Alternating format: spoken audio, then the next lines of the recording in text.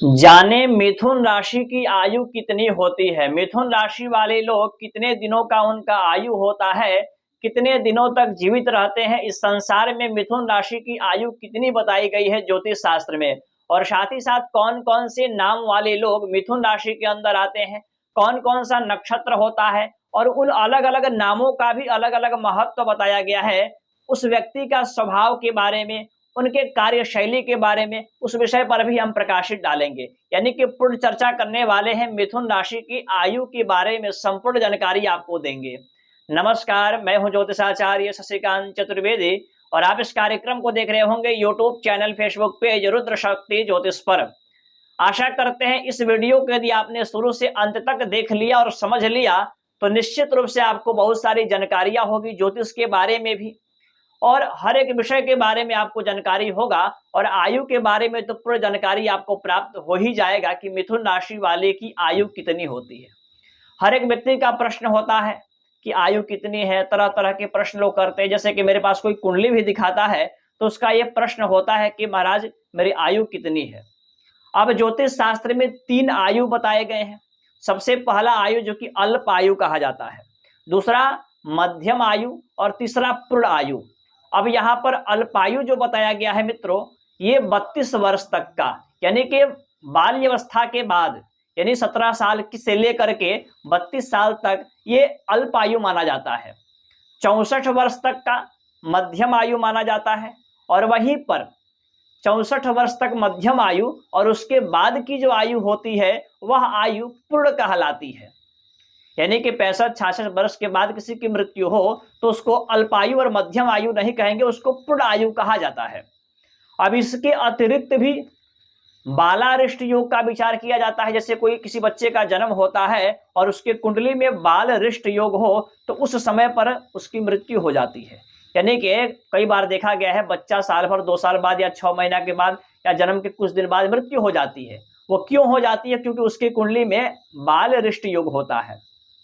तो बहुत सारे लोग जब जन्म होता है तो कुंडली दिखाते हैं, यदि बालरिष्ट योग होता है तो शिव जी की बृहद रूप से अनुष्ठान करके उस दोष को कम करते हैं। उस दोष को कटित नहीं कर पाते हैं लेकिन कम करते हैं। जब कम होता है तो वह खतरा तो रहता है, लेकिन वह खतरा चोट चपेट लग जाना, ज्यादा समस्याएं हो जाना, इस प्रकार से होकर के व्यतीत हो जाता है, मृत्यु टल जाती है। तो इस प्रकार से बालरिष्ट, उसके अतिरिक्त भी कई बार जब कुंडली में ग्रहों की दशा और अंतरदशा चलती है तो मार्केश भी लग जाता है, मार्केश की दशा भी आ जाती है, और मार्केश की दशा में भी मृत्यु कई बार देखा गया है, या मृत्यु तुल्य कष्ट हो जाता है व्यक्ति को, शारीरिक रूप से असाध्य कहें या दवा पर निर्भर कहें, ऐसे व्यक्ति को देखा गया है। अब यहाँ पर जान लीजिए, जैसे कि किसी व्यक्ति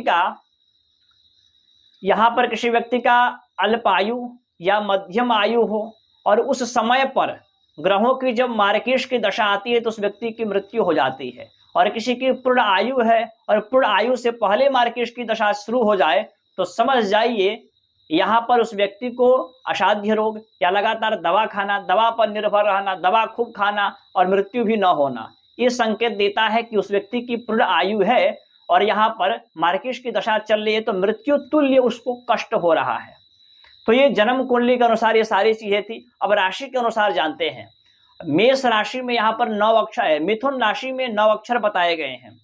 अब वह 9 अक्षर इस प्रकार से है: का, की, कु, घ, ड़, छ, के, को, हा। यह 9 अक्षर यदि आपका भी आता है, 9 अक्षर में से कोई भी अक्षर आपका या आपके परिवार में किसी का आता है तो समझ जाइए उसकी मिथुन राशि है। अब इन अक्षरों का भी महाराज अलग अलग महत्व है, उस पर आइए प्रकाश डालते हैं। सबसे पहले किसी व्यक्ति का यदि का अक्षर से नाम हो तो वह व्यक्ति भाग्यवान होता है, भाग्य उसके साथ देते हैं आजीवन। की अक्षर का किसी का नाम हो तो वह व्यक्ति धनवान होता है।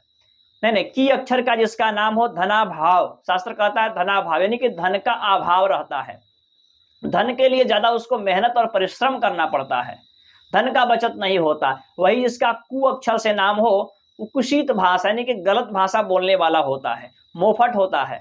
किसी का यदि के अक्षर से नाम हो तो धन पत्ती, यानी कि धन संपत्ति में वृद्धि होता है, धन संपत्ति की प्राप्ति होती है। यहीं पर को अक्षर वाले भाग्यवान कहे गए हैं और घ अक्षर वाले धन धान्य के भोग, यानी कि धन धान्य को भोगते हैं, यानी कि उनको पहले से उन चीजों को सुख प्राप्त होता है।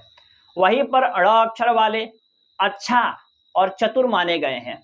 छ अक्षर वाले महात्म्य सिद्धि, यानी कि सिद्धि को प्राप्ति करने वाले या तपस्वी तेजस्वी कहे जाते हैं।